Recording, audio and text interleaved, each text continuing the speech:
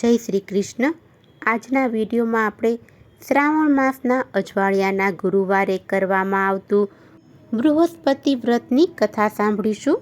બોલો ગુરુદેવની જય, બૃહસ્પતિ દેવની જય, ભગવાન નારાયણની જય, ગુરુ દત્તાત્રેયની જય.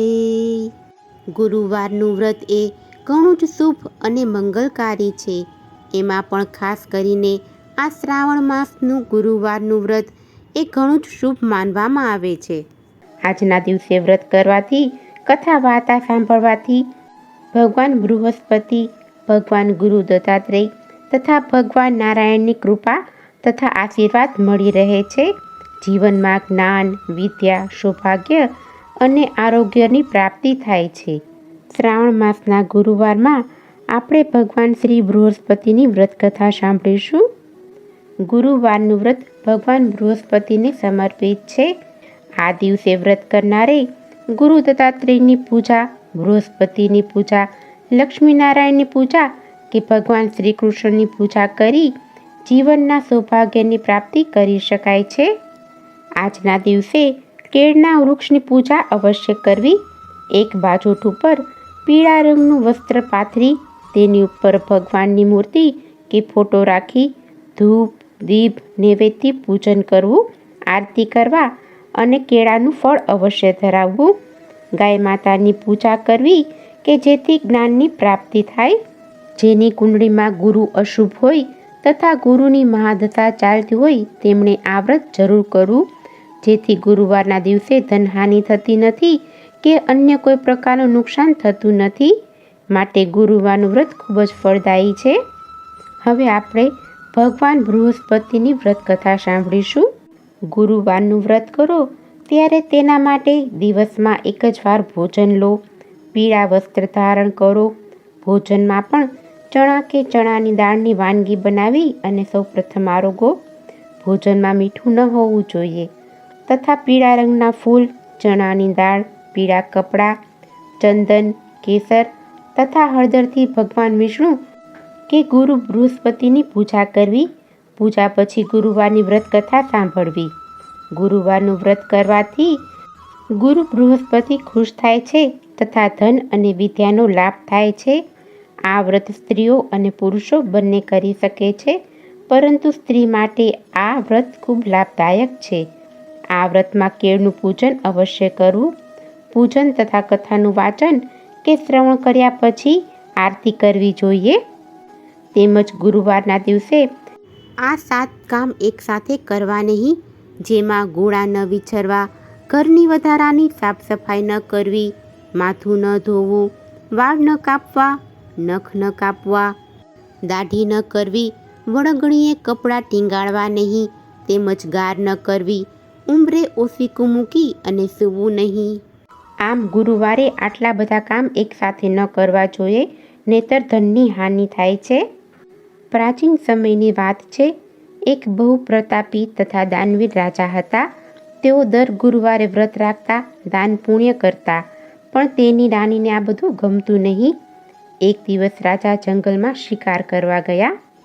તે સમયે મહેલમાં રાણી અને ફક્ત એની દાસી જ હતા. આથી ગુરુ બૃહસ્પતિ સાધુનો વેશ ધરી રાણી પાસે ભિક્ષા માંગવા આવ્યા. ત્યારે રાણી કીધું, હું આ દાન પુણ્યથી કંટાળી ગઈ છું અને સાધુ મહારાજ એવો કોઈ રસ્તો બતાવો જેથી અમારું બધું ધન નષ્ટ થઈ જાય અને હું આરામથી રહી શકું. સાધુ મહારાજે કહ્યું, દેવી, તમે બહુ વિચિત્ર છો. સંતાન અને ધનથી પણ કોઈ દુઃખી થાય ખરું? જો તમારી પાસે વધારે ધન હોય તો તેને શુભ કાર્યમાં વાપરો, જેથી તમારા બંને લોક સુધરી જાય. પણ રાણીએ ચોખ્ખા શબ્દમાં કહી દીધું, મારે એવા ધનની જરૂર નથી કે જેને હું દાનમાં આપી દઉં. આ બધું સંભાળવામાં મારો બધો જ સમય નષ્ટ થઈ જાય છે. આથી સાધુ મહારાજે કહ્યું, જો તમારી આવી ઈચ્છા હોય તો તમને કહું એ પ્રમાણે કરજો. તમારે ગુરુવારના દિવસે ઘરને ગાયના છાણથી લીપજો. પોતાના કેશને પીળી માટીથી ધોજો. કેશ ધોતી વખતે સ્નાન કરજો. રાજાને હજામત કરવાનું કહેજો. ભોજનમાં માંસ અને મદિરાનો ઉપયોગ કરજો. કપડાં ધોબીને ત્યાં ધોવા આપજો. આ પ્રમાણે 7 ગુરુવાર સુધી કરવાથી તમારું સમસ્ત ધન નષ્ટ થઈ જશે. આટલું કહી અને સાધુ બનેલા ગુરુદેવ અંતર્ધ્યાન થઈ ગયા. રાણીએ સાધુના કહ્યા મુજબ 7 ગુરુવાર કર્યા અને તેની ધન સંપત્તિ નષ્ટ થઈ ગઈ. એક ટક ભોજનના પણ સાસા પડવા લાગ્યા. આથી રાજાએ કહ્યું, અહીંયા મને બધા ઓળખે છે એટલે હું અહીંયા કામ નહીં કરી શકું, એટલે બીજા દેશમાં જઈ અને હું કામ કરીશ અને પૈસા કમાઈશ. આથી રાજા રાણીને મૂકી અને પરદેશ ચાલ્યા ગયા. હવે રાણી અને દાસી જેમ તેમ દિવસો પસાર કરતા હતા. ઘણીવાર તો તેમને ભૂખ્યા રહેવાનો વારો આવતો હતો. બાજુના નગરમાં જ રાણીની બહેન રહેતી હતી. રાણીએ મદદ માંગવા માટે દાસીને મોકલી. ત્યારે રાણીની બહેન ગુરુવારના વ્રતની કથા સાંભળતી હતી. આથી તેણે કોઈ જવાબ ન આપ્યો. આથી દાસીએ પાછા આવી અને રાણીને બધી જ વાત કહી સંભળાવી અને પોતાના ભાગ્યને કોસવા લાગી. હવે રાણીની બહેન પોતાની પૂજા પૂર્ણ કરી અને બહેનના ઘેર ગઈ અને કહેવા લાગી કે મને માફ કરજે, તારી દાસી આવી ત્યારે મારા ગુરુવારના વ્રતની પૂજા ચાલતી હતી, તેથી ત્યાંથી હું ઉઠી ના શકી કે કોઈ ઉત્તર ના આપી શકી. ત્યારે રાણી કહે છે, બહેન, અમારા ઘરમાં અનાજનો એક દાણો નથી અને અમારે ભૂખ્યા રહેવાનો વારો આવે છે. ત્યારે રાણીની બહેન કહે છે, ભગવાન બૃહસ્પતિ બધાની મનોકામના પૂરી કરે છે. તું પણ બૃહસ્પતિવારનું વ્રત કર, તેમને પ્રાર્થના કર અને ઘરમાં જુઓ કદાચ તમારા ઘરમાં અનાજ હોય. આ સાંભળી અને દાસી તો અંદર જાય છે. તેની ખાલી પડેલી કોઠી અનાજથી છલોછલ હતી. આ ચમત્કાર જોઈ રાણીએ વ્રત કરવાનો નિર્ણય કરી લીધો અને પોતાની બહેનને બૃહસ્પતિ વ્રતની વિધિ બતાવવા કહ્યું. ત્યારે તેમની બહેન કહે છે, પીળા ચણાની દાળ અને કિસમિસ ભગવાન વિષ્ણુને ધરાય છે.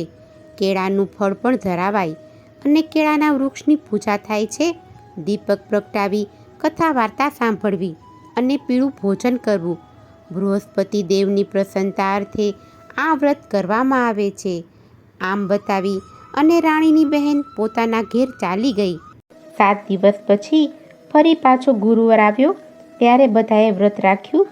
તબેલામાં જઈ ચણા અને ગોળ વીણી લાવ્યા. તે દાળથી કેળ તથા વિષ્ણુ ભગવાનનું પૂજન કર્યું. પીળું ભોજન ક્યાંથી કરવું? તેથી બંને દુઃખી થયા. પરંતુ તેમણે વ્રત કર્યું હતું તેથી ગુરુદેવ પ્રસન્ન થયા. સાધારણ વ્યક્તિના રૂપમાં 2 થાળમાં પીળું ભોજન દાસી અને રાણી માટે આપી ગયા. દાસી તો ખૂબ જ પ્રસન્ન થઈ અને રાણીને બધી વાત કરી. ત્યારબાદ તેઓ દરેક ગુરુવારે ગુરુવારનું વ્રત કરતા અને પૂજન કરવા લાગ્યા. તેથી તેમની પાસે ધન આવવા લાગ્યું. આ ધનનો ઉપયોગ તેઓ દાન પુણ્યમાં તથા શુભ કાર્યો માટે કરવા લાગ્યા. એક દિવસ રાજા દુઃખી થઈને જંગલના એક ઝાડ નીચે બેઠા હતા. ત્યાં પોતાની દશાને યાદ કરી વ્યાકુળ થવા લાગ્યા. તે દિવસ બૃહસ્પતિવારનો હતો. એકાએક તેમણે જોયું કે નિર્જન વનમાં એક સાધુ પ્રગટ થયા. સાધુના વેશમાં સ્વયં ભગવાન બૃહસ્પતિ હતા. બૃહસ્પતિ દેવ રાજાની સામે આવી અને બોલ્યા કે હે રાજન, તમે શા માટે દુઃખી છો, ચિંતાગ્રસ્ત છો? ત્યારે રાજાએ 2 હાથ જોડી પ્રણામ કરી અને કહ્યું, મહાત્માજી, આપ તો બધું જાણો છો. આમ કહી રાજાએ પોતાની આત્મકથા કહી સંભળાવી. સાધુના વેશમાં આવેલા બૃહસ્પતિ દેવ રાજાને કહેવા લાગ્યા, હે રાજન, તમારી સ્ત્રીએ બૃહસ્પતિ દેવનું અપમાન કર્યું હતું, તેમનો નિરાદર કર્યો હતો. તેના કારણે જ તમારી ધન સંપત્તિ અને રાજ્ય કીર્તિ જતી રહી છે. માટે તમે ચિંતા મુક્ત થાવ. હવે તમારા કષ્ટો સમાપ્ત થઈ ચૂક્યા છે. પહેલાંની જેમ જ તમે હવે સંપત્તિવાન થશો. તમે બૃહસ્પતિવારનું વ્રત કરો, કથા સાંભળો અને બૃહસ્પતિ દેવનું પૂજન કરો. ત્યારબાદ પરિવાર સહિત આ વ્રત કરીને પ્રસાદ વહેંચો અને પોતે પણ ગ્રહણ કરો. આમ કરવાથી ભગવાન તમારી સર્વ મનોકામના પૂર્ણ કરશે. સાધુના વેશમાં આવેલા આ મહાત્માની વાત સાંભળીને રાજા બોલ્યા, હે પ્રભુ, આજથી હું ગુરુવારનું વ્રત કરીશ અને બૃહસ્પતિ દેવની પૂજા કરીશ. રાજાના વચન સાંભળીને બૃહસ્પતિ દેવે તથાસ્તુ કીધું અને અંતર ધ્યાન થઈ ગયા. ધીરે ધીરે સમય વ્યતીત થવા લાગ્યો. બૃહસ્પતિવારના વ્રતના પ્રભાવથી રાજાને ફરી પોતાનું રાજ્ય, સુખ અને સન્માન પ્રાપ્ત થયું અને ભગવાન બૃહસ્પતિ દેવ પણ પ્રસન્ન થયા. નગરમાં પણ વિશાળ યજ્ઞનું આયોજન થવા લાગ્યું. રાજા પોતાના રાજ્યમાં આવે છે ત્યારે આશ્ચર્યચકિત થઈ જાય છે. ફરી રાજ્ય હર્યું ભર્યું દેખાય છે. ત્યારે રાજા પૂછે છે કે આ બધો શેનો પ્રતાપ છે? ત્યારે લોકો કહે છે, આ નગરની રાણીએ આ બધી વ્યવસ્થા કરાવી છે. આ સુંદર નગર રાણીના વર્ચસ્વ નીચે છે. જ્યારે રાણીને ખબર પડે છે કે રાજા પાછા નગરમાં આવ્યા છે ત્યારે તે દાસી સહિત રાજાની આગતા સ્વાગતા કરવા માટે દરવાજા પાસે આવી જાય છે. રાજાએ આખા નગરમાં ઢંઢેરો પીટાવ્યો કે હવે બધા લોકો બૃહસ્પતિવારનું વ્રત કરશે, બૃહસ્પતિ દેવની પૂજા કરશે, જેથી કરીને નગરમાં કોઈ વાતની કમી ના રહે. સમય રહેતા રાણીને ગર્ભ રહ્યો અને સુંદર સંતાનને જન્મ આપ્યો અને આખા નગરને ભોજન તથા ભેટ આપી રાજા ઘણા પ્રસન્ન થયા. બૃહસ્પતિ દેવના આશીર્વાદથી નગર હર્યું ભર્યું થઈ ગયું અને રાજાનો મહેલ પણ, રાજાનું જીવન પણ સુખી અને સૌભાગ્યથી સંપન્ન બન્યું. હે બૃહસ્પતિ ભગવાન, જે તમારી આ કથા સાંભળે, સંભળાવે તથા આપનું વ્રત અને પૂજન કરે તેની સર્વ મનોકામના પૂર્ણ કરજો. તેમના ઉપર સદાય પ્રસન્ન રહેજો. બોલો બૃહસ્પતિ દેવની જય. આપણે બૃહસ્પતિવારની વ્રત કથા સાંભળી. હવે બૃહસ્પતિવારના મહિમાની કથા સાંભળીશું. પ્રાચીન કાળમાં એક બ્રાહ્મણ રહેતા હતા. તે ઘણા નિર્ધન હતા. તેમને કોઈ સંતાન પણ ન હતું. તેમની સ્ત્રી મલિન હતી, ક્યારેય સ્નાન ન કરતી, કોઈ દેવતાનું પૂજન પણ ન કરતી. આથી બ્રાહ્મણ દેવતા ઘણા દુઃખી રહેતા. તેઓ વિચારતા કે મારા જીવનનો શું સાર છે? સમય રહેતા ભગવાનની કૃપાથી બ્રાહ્મણીએ એક દીકરીને જન્મ આપ્યો.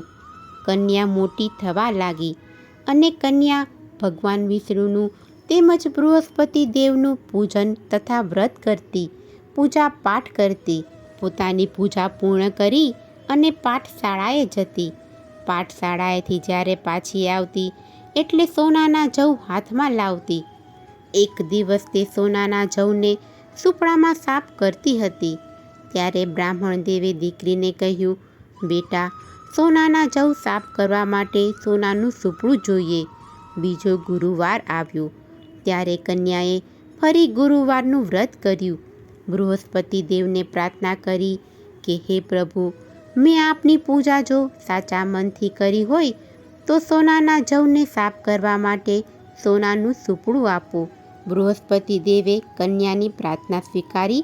ફરી કન્યા જ્યારે પાઠશાળા જાય ત્યારે જવ વેરતી જાય અને જ્યારે પાછી આવે ત્યારે તે જવ સોનાના બની જતા હતા.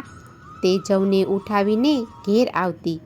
બૃહસ્પતિ દેવની કૃપાથી તેની પાસે હવે જવને સાફ કરવા માટે સોનાનું સૂપડું પણ આવી ગયું હતું.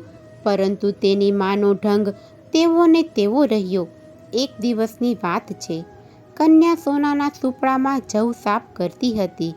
તે સમયે શહેરમાંથી રાજાનો પુત્ર ત્યાંથી પસાર થયો. કન્યાને આ રૂપમાં જોઈને તે મોહિત થઈ ગયો. તેણે પોતાના મહેલમાં આવી અને ભોજનનો ત્યાગ કર્યો અને ઉદાસ રહેવા લાગ્યો.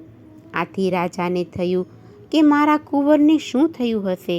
પ્રધાનમંત્રીને બોલાવ્યા અને કહ્યું કે જાણો દીકરાને શું તકલીફ છે. પ્રધાને પણ રાજકુમારને પૂછ્યું કે બેટા, તમને કઈ વાતનું કષ્ટ છે?